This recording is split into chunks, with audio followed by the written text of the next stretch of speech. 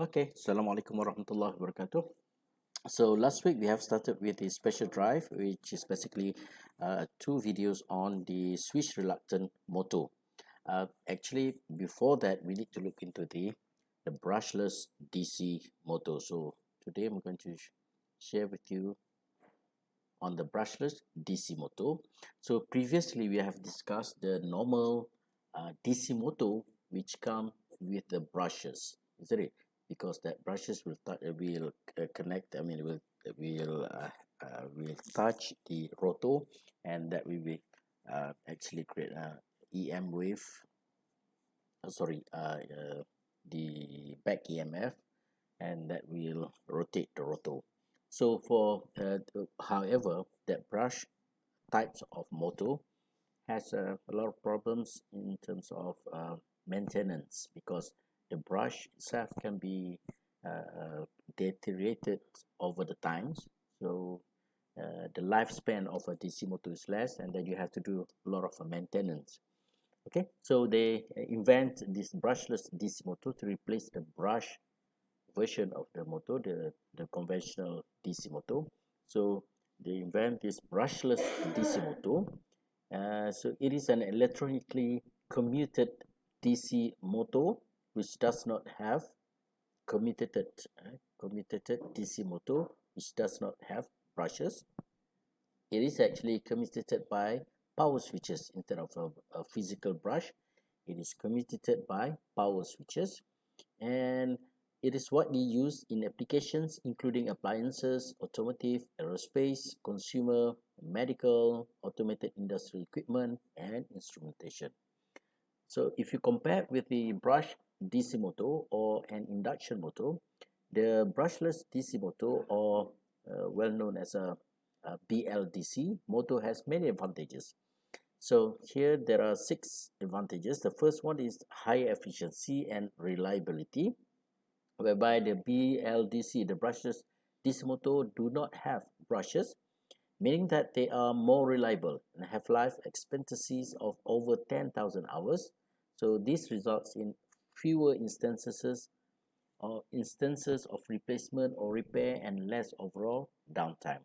Number two, lower acoustic noise. So it'll be a lot safe, uh, lower acoustic noise, no noise, and then smaller and lighter, greater dynamic response, so it's very fast in responding to any change, better speed versus torque characteristic, and higher speed range, whereby for a BLDC motor can operate at speeds above 10,000 rpm under loaded and under unloaded conditions. So let's look at the construction of BLDC motor. So there are actually two types of brushless DC motor. The first one be the inner roto design, and we have the outer roto design. So for the inner roto design, this is a conventional or most likely to be used, whereby the roto is in the inside of the machine. So if you talk about, this is your stator, okay, and sorry, this is already there. Okay, so we have, this is the stator, and you have this as your roto inside there. Did it? So the roto is actually in the inside of the DC machines. And for the outer roto design, it is designed such that the roto is inside of the motor. So this is a stator, and we have this as the roto. Okay, so you can further look at this example here. So look at that. This is your outer roto design. So we have this is your roto, and the stator here is slotted inside the machines. This machine roto there. So this is the outer roto design, and this is conventional inner roto design, whereby you just this is your stator, and then you just slot in your roto inside the machines there. Okay, so that's basically the brushless DC motor construction. And if we look into the stator connection, there are three classification of the BLDC. The first one will be single phase, two phase, and three phase. And normally, the stator is connected in terms of single phase, produce a single phase or three phase motor. Okay, it's a more widely used, and this shows how it is connected, how it is wounded. So figure below shows the simplified cross section of a single phase and three phase BLDC motor. So here we have this a single phase. If you look at the design here, so this is your phase, the A and B. So this is a wire connected in series, that to make the single phase. And then your rotor, there is a magnet which is embedded into your rotor, and that becomes the single phase. However, for three phase, we have the three poles here, right? And each is independent windings. So the rotor has permanent magnets to form two magnetic pole pairs and surround the rotostator, which has the windings. So now, further. Okay, so if you look at this cross section of the motor, the one that we are discussing now is actually in terms of outer roto types of motor, isn't it? BLDC, because your roto is outside of the stator, isn't it? Okay, so this is the outer roto BLDC. So here, the single phase motor has stator winding wound either clockwise or counterclockwise along each arm of the stator to produce four magnetic poles as shown in figure A. So it is connected stator winding, and then connect to each arm of the stator to produce four magnetic poles. And for the a three-phase motor has three windings, as shown in figure B. Each phase turns on sequentially to make the rotor revolve. So each of the phase here has independent windings and neutral, and it's connected in this neutral point. So, and it is energized by phase A, phase B, and phase C. However, for that one, A and B is actually it is a series, so we have only single phase connection here. Okay, so that is the stator connection. And then we also have another type, the two types of either it is a trapezoidal sinusoidal types of stator windings, or sinusoidal type of stator winding. So what defines that is by looking at the back EMF. So we're going to look at the back EMF produced by this type of motor. So if it is designed in such a way that the back EMF produced in the rotor is sinusoidal, that is a sinusoidal type. However, if the design of the rotor produce the back EMF in terms of trapezoidal, so that is known as a trapezoidal types of stator windings. Okay, so remember we have inner and outer, and then we have single phase and three phase connection, and now we have the sinusoidal or trapezoidal types of motors. It depends on the construction of the rotor here. Look at that. You can differentiate between two. The shape of the back EMF is determined by different coil. So there are two components. You need to look at the different coil interconnection and the distance of the air gap. So that will determine whether it is a sinusoidal or trapezoidal. So again, depend on the shape of the rotor. In addition to the back EMF, the phase current also follows a trapezoidal or sinusoidal shape. A sinusoidal motor produces smoother electromagnetic torque than a trapezoidal motor, though at a higher cost due to their use of extra copper windings. However, the trapezoidal stator windings motor has more simplified structure compared to the sinusoidal motor. Now we look into the roto. As for the roto, there are a roto consists of a shaft. So a shaft is inside there. So normally this is the shaft mounted on the center of the roto, and a hub with permanent magnets. So we have a permanent, this is a hub, and we have the permanent magnets. Okay, so we have a permanent magnets there, arranged to form between 2 to 8 poles pairs that alternate between north and south poles.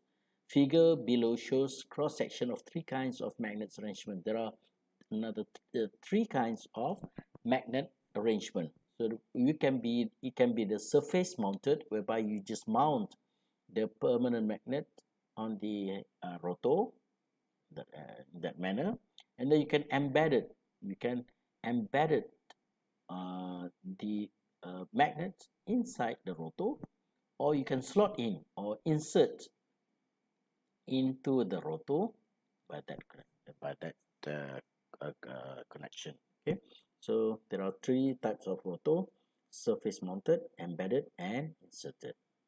Next, okay, so this shows a 4 and 8 pole permanent magnet roto, and if you look at this photos, this is sort of type of surface mounted, isn't it? Surface mounted roto design. Okay, next, there are multiple magnets materials such as ferrous mixtures and rare earth alloys. The ferrite magnets are traditional and relatively inexpensive, though rare earth alloy magnets are becoming increasingly popular because of their high magnetic density. And we know that if it is a high magnetic density, which is we have a mu r, remember mu r, the permeability of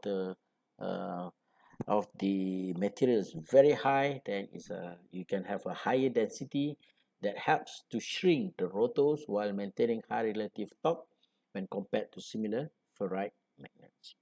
Alright, let's look at the operation of the brushless DC motor.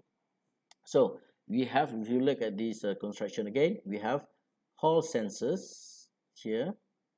Okay, so the Hall sensors is actually it will sense the position of the rotor.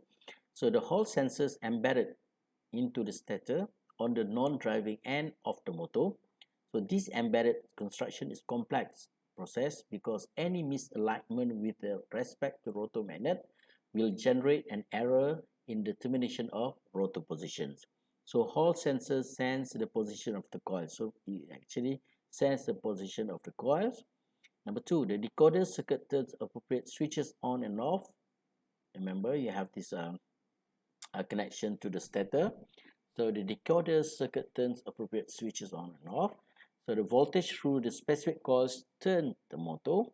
When electric current passes through a coil in magnetic field, the magnetic force produces a torque which turns the motor. So remember, the difference is only that in the conventional DC motor, we have the field winding, isn't it? The field winding that generate the magnetic field. But now we don't have that. We have the permanent magnet, which is embedded or inserted in the rotor. Okay, right. So next, the applications of brushless DC motor. Normally it's put into a computer hard drive, CD, DVD players. Is very small actually. If you look at this, the applications, this is a small type of brushless DC motor. Small cooling fans in electronic equipment. Remember, you have this cooling fans, our CPU, computer, personal PC. You have this. So that all come from the BLDC motor. High power BLDC motors for the electric vehicles and hybrid vehicles. You also have the electric bicycles, cordless power tools, where the increased efficiency of the motor leads to longer periods of use before the battery needs to be charged. And then we have a low speed, low power BLDC motors, the direct drive turntables for analog audio disc. Small motors, sort of remote control helicopters, toys, electronic speed controllers, PC fans, electric fans, and then we have these electric tools, cutters, shears, lawn mowers, and staplers. And then we have the small appliances, mixers and grinders, electric shavers and toothbrushes, vacuum cleaners, condensers, and evaporators. Okay, next, advantages of BLDC motor. So we have 10 advantages. So we have the first one, brushless motor are more efficient. Number two, as brushes are absent, the mechanical energy loss due to friction is less, so enhance the efficiency. BLDC motor can operate high speed under any condition. And then we have this, there is no sparking and much less noise during operation. More electromagnets could be used on the stator for more precise control. BLDC motor accelerate and decelerate easily, and they are having low rotor inertia.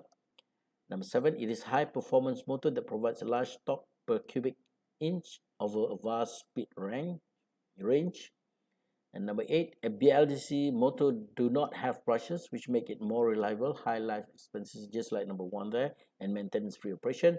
Number 9, there is no ionizing sparks from the commutator, and electromagnetic interference is also get reduced. EMI is reduced. And finally, such motor cooled by conduction and no airflow are required for inside cooling. The only two disadvantages of BLDC motor is that the cost of the BLDC is cost more than the brush type DC motor. And number 2, the limited high power could be supplied to BLDC motor. Otherwise, too much heat weakens the magnets and the insulation of winding may get damaged. Right, so next we look into the stepper motor. So this is very different to the brushless DC motor. The next special type, special device, special drive is on the stepper motor. So as its introduction, a stepper motor or step motor or stepping motor is a brushless DC electric motor that divides a full rotation into a number of equal steps. So we have 360-degree full rotation. So when it comes to stepper motor, it divides this 360-degree into a few steps. Many steps there. You can have 6 steps, 10 steps. Well, a step depends on the poles of the rotor, number of pole rotors and the phase. So that will determine how many steps that the rotor will rotate in a motor. So the motor position can then be commanded to move and hold at one of these steps without any feedback sensor. So the good thing about stepper motor is that it doesn't need the closed loop operation. Just you can apply the open loop controller without any feedback sensor, but you can instruct the motor to stop at any point, for example, right? As long as the motor is carefully sized to the application with respect to the torque and speed. So you can do anything on the stepper motor. So from fundamentals of operation, the stepper motor is known by its property to convert a train of input pulses. So the input can be pulses, typically a square wave pulses, into a precisely defined increment in the shaft position. Each pulse moves the shaft through a fixed angle. Stepper motors effectively have multiple tooth electromagnets around a central gear shaped piece of iron. So look at that. So we have this stator, and we have this as the rotor inside there. So you give a pulse to each face there, and then that will attract, the rotor will attract to that particular poles, magnetize or energize a face, either A, B, C or A, C, B.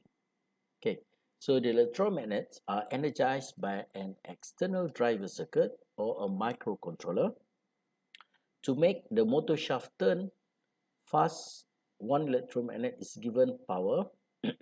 First, one electromagnet is given power which magnetically attracts the gear's teeth. So when the gear's teeth are aligned to the first electromagnet, they are slightly offset from the next electromagnet, isn't it? And then this means that when the next electromagnet is turned on and the first is turned off, the gear rotates slightly to align with the next one. So it can be from there, this process is repeated. Each of those rotations is called a step with an integer number of steps making a full rotation. That way the motor can be turned by a precise angle. So come back to that. What does it mean is that once it energizes A, so the rotor here will attract, isn't it? Okay, so that limb, that poles will align with the phase A, and then when you change to phase B, okay, so when you energize phase B and you de-energize phase A, so now your that pole will be attracted to that particular phase, isn't it? So it will, as the pulse change from A to B, but you can see that the rotor will rotate in that direction, isn't it? So you start with the A, and then you try to adjust that B into that particular position. Okay, so now you can see that the rotor will rotate opposite to the pulse that pass from A to B, but now the rotor rotates. So that is how it works. In that way, the motor can be turned precisely. So there are three main types of stepper motors. The first one being the variable reluctance stepper, and then we have permanent magnet stepper, and the combination between the two is known as a hybrid stepper.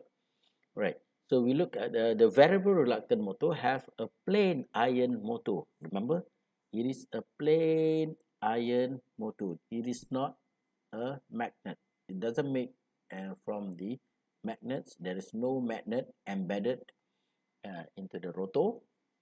It's just a plain iron, and it actually operates based on the principle of minimum reluctance occurs with minimum gap.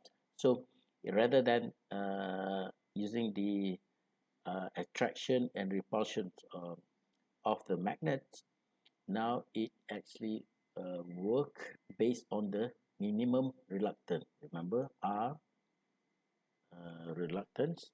Okay, so there is a torque actually created, and that will align the minimum reluctance in the air gaps. So hence the rotor points are attracted toward the stator magnet poles, but for the permanent magnets, motor use a permanent magnet in the rotor and operate on the attraction and repulsions. Is that it? Attraction and repulsion, the push between the rotor PM, the permanent magnet, and the stator electromagnet. So there are two different concepts use variable reluctance as well as the permanent magnet stepper.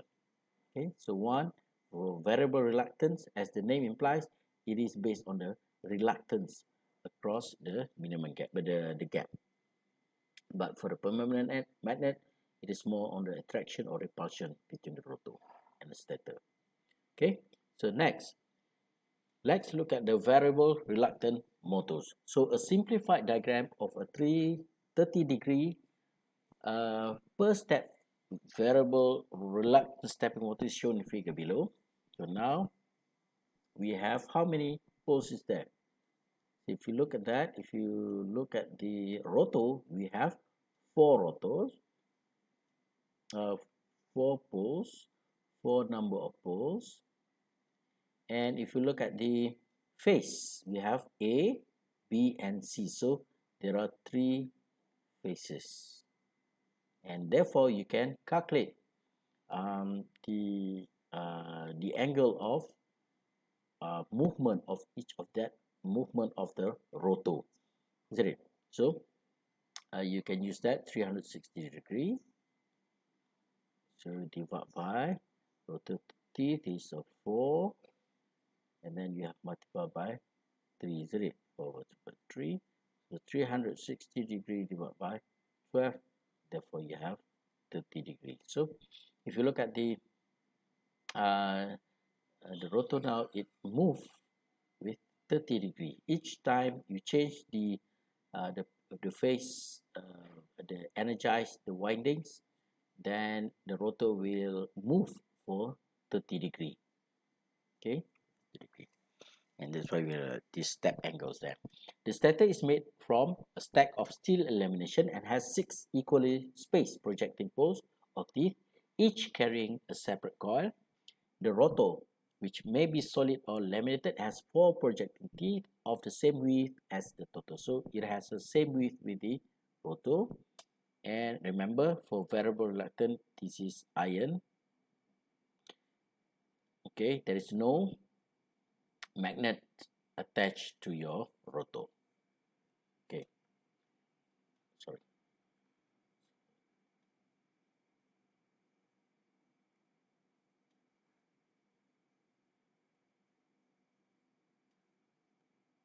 Okay, so variable reluctance motor again, there is a very small air gap, typically between 0.02 and 0.2 millimeter between rotor and stator teeth. So if you look at that, next, when no current is flowing in any of the stator coils, the rotor will therefore be completely free to rotate. So because of the momentum inertia, so if you don't energize, if you open circuit all the switches here, the rotor will freely move, rotates inside the air gaps there. Okay, variable reluctance stepper motor can be single stack or multiple stack. So this is single stack as a normal DC machines and so on, and we can have this multiple stack. So we have stack A, stack B, stack C rotor. There are multiple stack type of rotor. Diametrically opposite pairs of stator coils are connected in series such that when one of them acts as a north pole, the other acts as a south pole. So what does it mean is that if you have this A energized, then you have a north poles here, for example, then the other one will be south poles, right? There are 3 independent stator circuits or phases, and each one can be supplied with direct current. So it's a DC current from the drive circuit. So from drive circuit, you give a pulse, a DC pulse, then it will energize all these stator windings to create that magnetic poles and pole and S poles that will align. So I will align to get the minimum reluctance. Remember, it based on the minimum reluctance concept. Okay, minimum. So you will always tend to minimize, get into the minimum position in the motor. Okay, let's look at this number A, principal operation of 30. When phase A is energized, so let's just focus on the phase A here.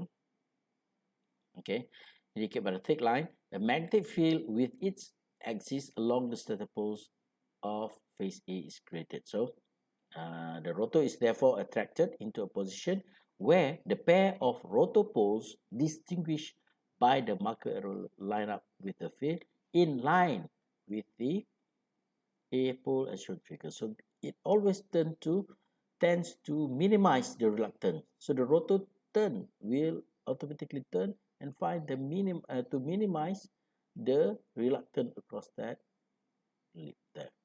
Okay, so that is the concept.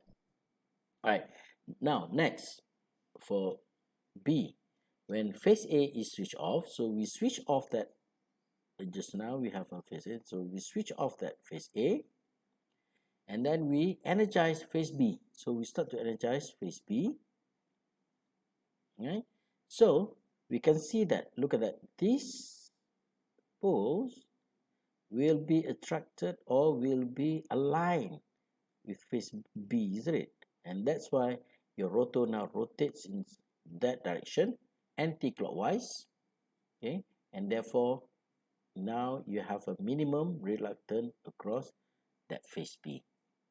Okay, and next for part C, then we switch off again, we switch off B, and then we energize C.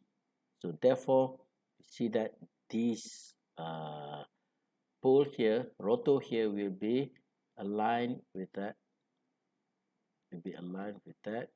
phase C, and therefore you have this. So again, your rotor will rotate clockwise.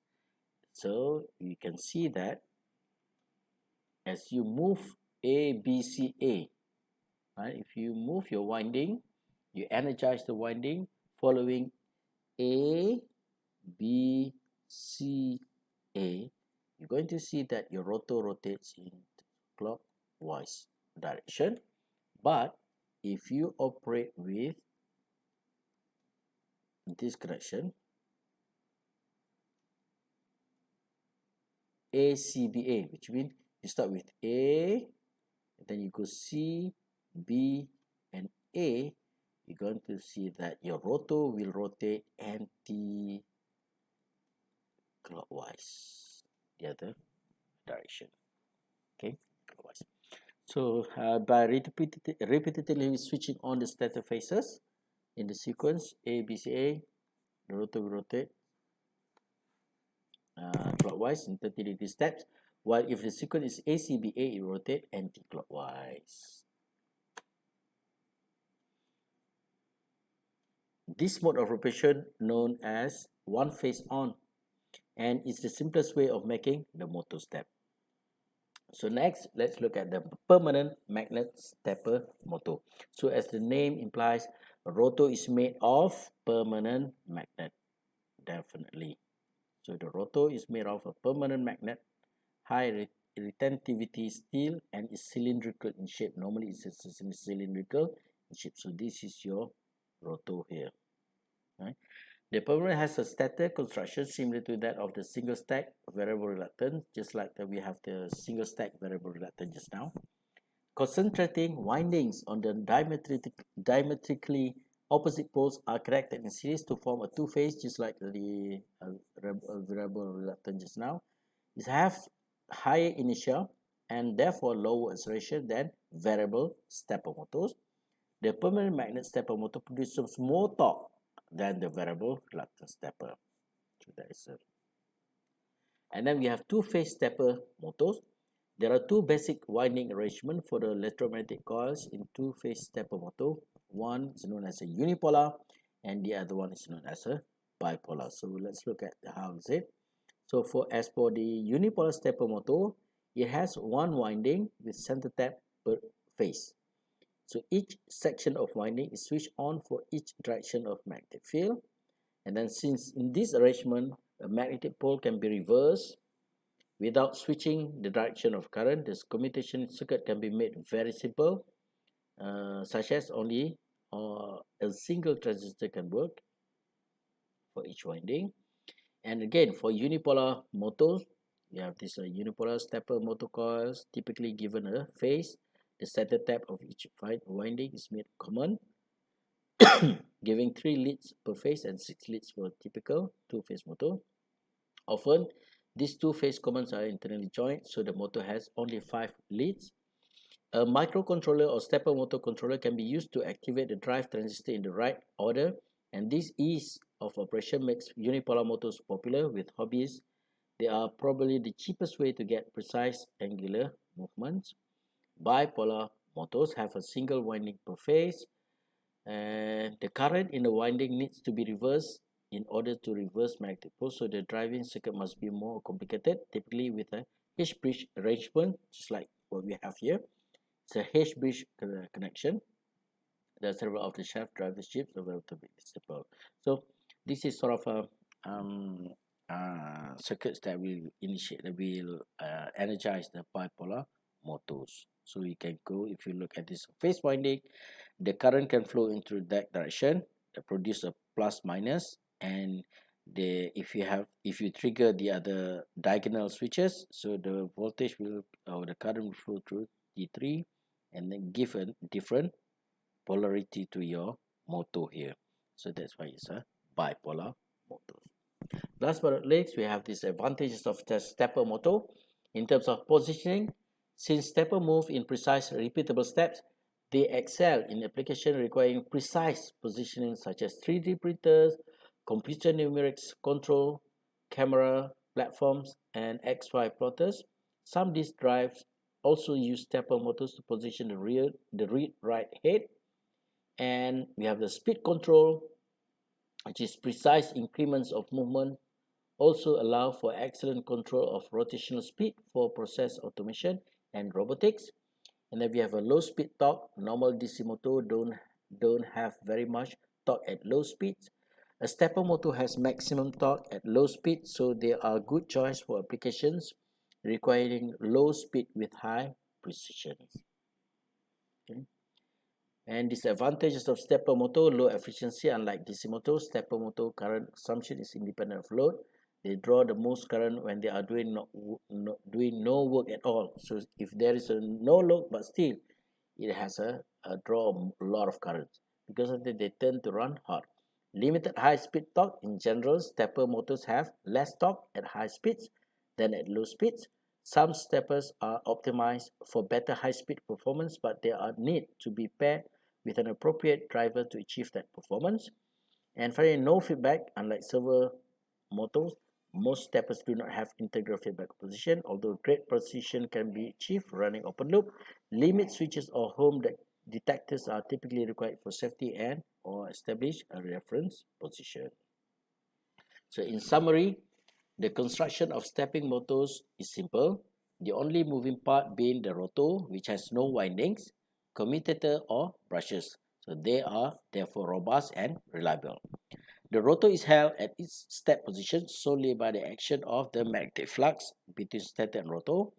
The step angle is a property of the tooth geometry and the arrangement of the stator windings, and accurate punching and assembly of the stator and rotor lamination is therefore necessary to ensure that adjacent step positions are exactly equally spaced. So the step angle is obtained from the expression. We have discussed this. I've shown you the step angle can be calculated by using that expression.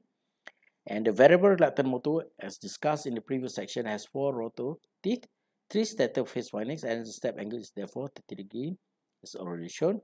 It should also be clear from equation why small angle motors always have to have a large number of rotor teeth. So with that, thank you.